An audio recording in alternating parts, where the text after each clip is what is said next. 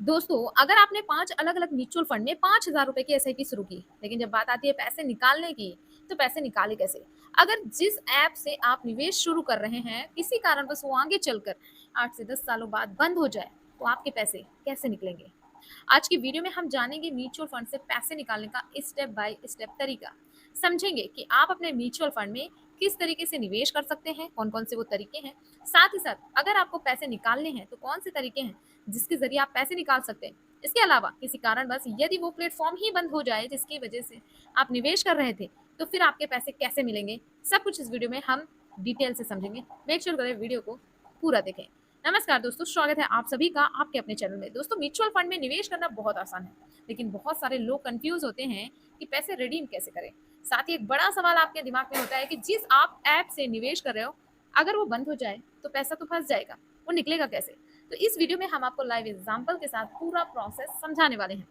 Video काफ़ी interesting होगी, so video को पूरा ज़रूर देखें। चलिए बढ़ते हैं वीडियो की ओर। सबसे पहला सवाल उन बिगनर्स के लिए है जो कि अभी हाल ही में म्यूचुअल फंड में निवेश करना चाहते हैं। उन्हें ये नहीं पता कि म्यूचुअल फंड में निवेश किस तरीके से करें। बैंक सही रहेगा या फिर एप्लीकेशन सही रहेगा? आपने देखा होगा कि मार्केट में बहुत सारी म्यूचुअल फंड कंपनीज़ हैं, जो कि अपनी अपने प्लेटफ़ॉर्म के थ्रू निवेश करवाती हैं। इसी तरीके से मार्केट में बहुत सारे ऐसे एप्लीकेशंस भी हैं जिन्हें आप डाउनलोड करके उसमें निवेश की प्रक्रिया शुरू कर सकते हैं। सवाल ये होता है कि बेस्ट क्या है? मान लीजिए किसी व्यक्ति ने किसी ऐप के थ्रू निवेश किया और वो बंद हो जाए, तो पैसे तो फँसे हैं, तो फिर उन पैसों को रिडीम कैसे किया जा सकता है? चलिए समझते हैं। अगर आप म्यूचुअल फंड में निवेश करना चाहते हैं, तो आपके पास 3 ऑप्शन मिलते हैं। पहला तरीका तो है जिस कंपनी का आप म्यूचुअल फंड ले रहे हैं, आप उस कंपनी की वेबसाइट से डायरेक्ट जाके इन्वेस्टमेंट शुरू कर सकते हैं। वहाँ पे इन्वेस्टमेंट का ऑप्शन आपको देखने को मिल जाता है। दूसरा, म्यूचुअल फंड के कई सारे ऐप्स चलते हैं, कई सारे प्लेटफ़ॉर्म्स हैं जैसे ग्रो, एपस्टॉक, ज़ीरोधा, हाई पैसा।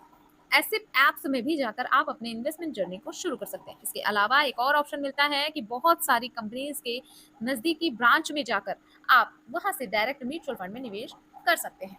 अब देखिए, मैं आपको तीनों तरीके का डिफरेंस समझाती हूँ। अगर आप बैंक के ज़रिए निवेश करते हैं, तो ज़्यादातर बैंक रेगुलर प्लान ही ऑफ़र करते हैं। अब आपको पता है कि म्यूचुअल फंड में निवेश करने के लिए 2 मोड होते हैं, एक रेगुलर प्लान, दूसरा डायरेक्ट प्लान। रेगुलर प्लान वो होता है जिसमें आपका जो एक्सपेंस रेशियो होता है वो ज़्यादा होता है।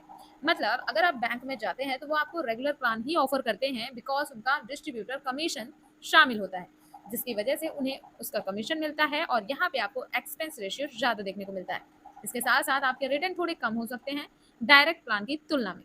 अब डायरेक्ट प्लान वो प्लान होता है जिसमें आप किसी भी एडवाइज़र की सलाह नहीं लेते हैं, डिस्ट्रीब्यूटर को कमीशन नहीं देते, बल्कि आप डायरेक्ट इन एप्लीकेशंस के थ्रू डायरेक्ट ही निवेश कर सकते हैं। इसमें आपकी ही रिसर्च होती है, आपका ही जोखिम होता है। बट आपको बता दूँ, इसमें एक्सपेंस रेशियो ना के बराबर आपको देखने को मिलता है, जिससे आपके रिटर्न की वैल्यू ज़्यादा हो जाती है।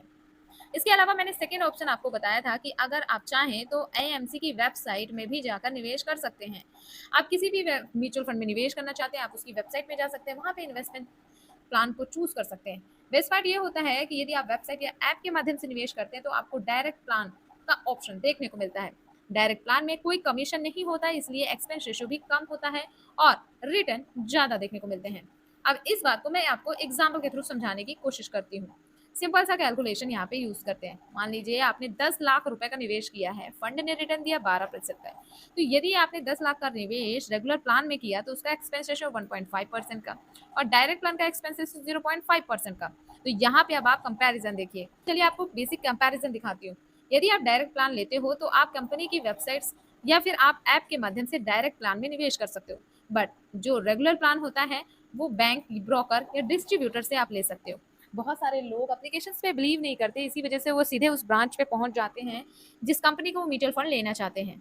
सपोज मैं एग्जांपल के थ्रू बोलूँ, तो यदि आपके नियरेस्ट में एचडीएफसी या फिर एसबीआई का ब्रांच है, तो आप वहाँ पे जाकर कोशिश करोगे कि मैं ब्रांच पे ही विजिट करूँ, ताकि मुझे सही तरीके से पेपर वगैरह मिल जाए और सही तरीके से मेरा निवेश हो। बट आपको ये नहीं पता कि यदि आप डायरेक्टली किसी ब्रांच से लेते हो, तो वहाँ पे आपको कमीशन देना पड़ेगा, जो कि 1% से लेकर 4% का भी हो सकता है। अब एक्सपेंस रेशियो डायरेक्ट प्लान में कम होता है और रेगुलर प्लान में ज़्यादा होता है। 10 साल का रिटर्न में 12% के हिसाब से अप्रॉक्सीमेट 34.4 लाख रुपीज़ मिलेंगे, जबकि वहीं पे रेगुलर प्लान में 31.2 लाख रुपीज़ मिलेंगे। मतलब आप यहाँ पे देख सकते हो कि 3.2 लाख रुपए का आपको कम रिटर्न देखने को मिल रहा है। एडवाइजर सपोर्ट आपको डायरेक्ट प्लान में नहीं मिलता है, आपको खुद ही रिसर्च करनी होती है। लेकिन अगर आप रेगुलर प्लान की ओर जाते हैं तो एडवाइजर डिस्ट्रीब्यूटर सपोर्ट आपको मिलता रहता है। अब यहाँ पे कितना आपको मिलेगा पैसा? 10 साल में जब आप निवेश करते हो तो आपको 34.4 लाख रुपीस अप्रॉक्सीमेट मिलते हैं। वहीं पे रेगुलर प्लान में 31.2 लाख रुपीस अप्रॉक्सीमेट मिलते हैं। अगर दोनों का कंपेयर करें तो डायरेक्ट प्लान में आपको 3.2 लाख ज़्यादा रिटर्न मिलता है, वहीं पे रेगुलर प्लान में 3.2 लाख कम रिटर्न मिलता है। जितना टाइमिंग के लिए आप निवेश करेंगे उतना ही ज़्यादा आपका रिटर्न वैल्यू बनेगा, लेकिन ध्यान रखें एक्सपेंस रेशो बहुत ही बड़ा रोल निभाता है। ओके, अब यहाँ पे कैलकुलेशन का एग्जाम्पल हम समझाते हैं। आप देख सकते हैं कि हमने एग्जाम्पल लिया है 10 लाख रुपए का, जिसमें हमने 12% का एनालाइज रिटर्न लिया है 10 सालों के लिए। एक्सपेंस रेशियो डायरेक्ट प्लान का 0.5% है, विच में 1,40,000 रुपए की बनेगी। वहीं पे रेगुलर प्लान की अगर बात करें 1.5% का एक्सपेंस रेशियो 31,20,000 रुपीज का रिटर्न बनेगा। तो डिफरेंस यहाँ पे 3.2 लाख रुपीज का होगा, मतलब 3,20,000 रुपए का। तो यही है मेजर डिफरेंस। 1% अगर आप सोचते हो कि कम है, कोई मतलब नहीं, लेकिन जब आपका पैसा रिडीम करने की बारी आएगी तब ये डिफरेंस आपको लाखों में देखने को मिल जाएगा। यदि कोई व्यक्ति लमसम में 5 लाख रुपए डालता है 12% के एनालाइज रिटर्न से 25 सालों के लिए, तो 25 सालों में जो उसका टोटल वैल्यू बनेगा वो 85 लाख रुपए के लगभग बनेगा।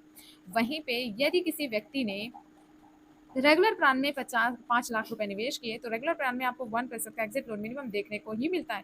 तो 25 साल बाद आपका 67,92,732 रुपीज बनेगा। अब अगर इन दोनों में डिफरेंस देखें तो आपको 17,07,300 रुपए का घाटा हो सकता है।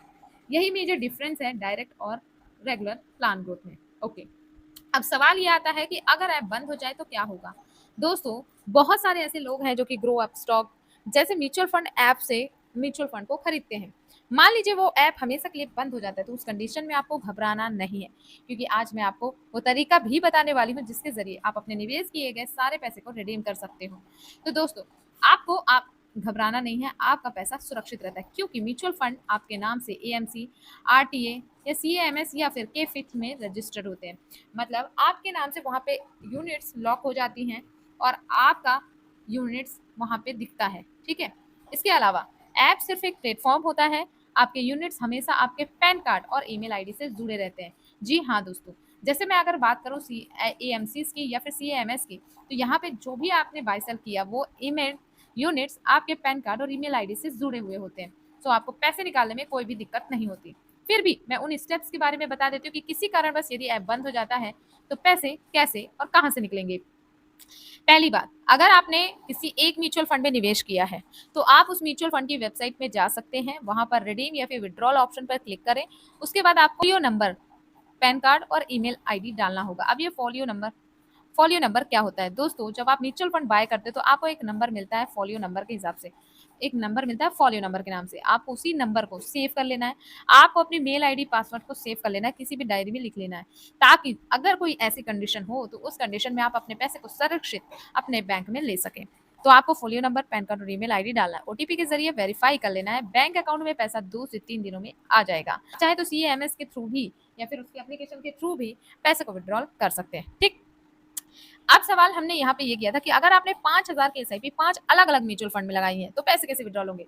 एक ही म्यूचुअल फंड में लगाए, चलो ठीक है, उस वेबसाइट में गए रिडीम कर लिया। लेकिन अगर पांच अलग अलग म्यूचुअल फंड में निवेश किया है, मान लीजिए 1,000 मोतीलाल में कर दिया, 1,000 एसबीआई के स्मॉल कैप में कर दिया, 1,000 एचडीएफसी के में कर दिया, और इसी तरीके से आपने 5 म्यूचुअल फंड चुने हैं, तो उससे पैसा कैसे रिडीम होगा, चलिए उस बारे में भी हम चर्चा कर लेते हैं।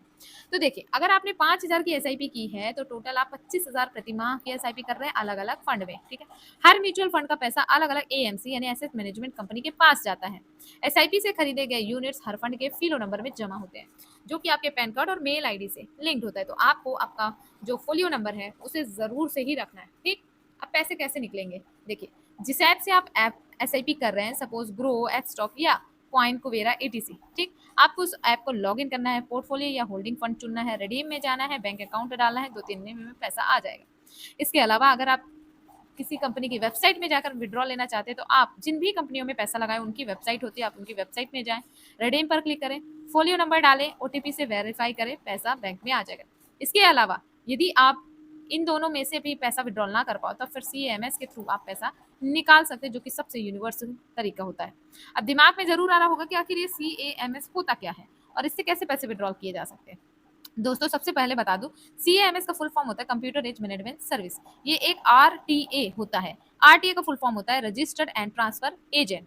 ये म्यूचुअल फंड निवेशकों के सारे डाटा और यूनिट्स के रिकॉर्ड को होल्ड करता है, कीपिंग करता है।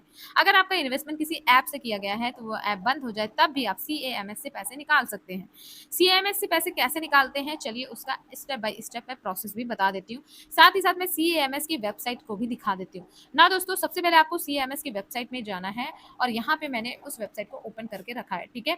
यहाँ पे आपको जाना है और उसके बाद आपको आपका जो भी ट्रांजेक्शन्स है, जो भी स्टेटमेंट्स है, जो भी रिक्वेस्ट है, सपोर्ट है, वो सब आप यहाँ पे देख सकते हैं, ठीक है। तो आपको जाना है इन्वेस्टर सर्विसेज में जाना है।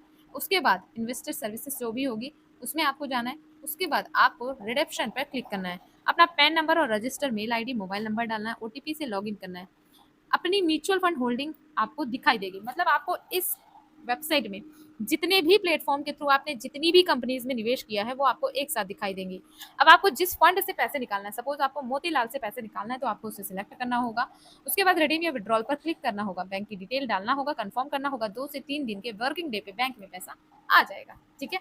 इसी तरीके से यदि अगर आपकी एसआईपी 5 अलग अलग फंड में है तो आपको हर फंड के लिए रिडेप्शन प्रोसेस अलग अलग करना होगा। चाहे तो आप ऑल फंड सिलेक्ट करके एक साथ भी रजिस्टर ले सकते हैं, ये ऑप्शन भी आपको देखने को मिलता है। तो इस तरीके से आप अपने पैसे को सुरक्षित ले सकते हैं सीएएमएस के थ्रू। तो दोस्तों अगर आपने भी म्यूचुअल फंड में निवेश किया है तो सबसे पहले आप अपना फोलियो नंबर जरूर सेव करके रखें, क्योंकि उसके बिना आप अपने म्यूचुअल फंड से पैसे नहीं निकाल पाएंगे। इसके अलावा cmsonline.com पर आप अपने फंड को जरूर एक बार चेक करें कि आखिरकार आपके कितने फंड में निवेश है, कितनी एसआईपी जा रही है। यहाँ पर आपको पूरी डिटेल देखने को मिल जाएगी इस मेथड के थ्रू। देखिए दोस्तों, जैसे यहाँ पे ट्रांजेक्शन्स आपको देखने को मिलेगा माई सीएमएस। यहाँ पर जाकर आप अपने पोर्टफोलियो को देख सकते हैं कि आपके पास कितना पैसा है। गेट स्टाटस में क्लिक करके यहाँ पे आप अपनी ईमेल आईडी से डालकर अपने पोर्टफोलियो को चेकआउट कर सकते हैं। तो इतना ही आसान है जमा किए गए पैसे को निकालने का।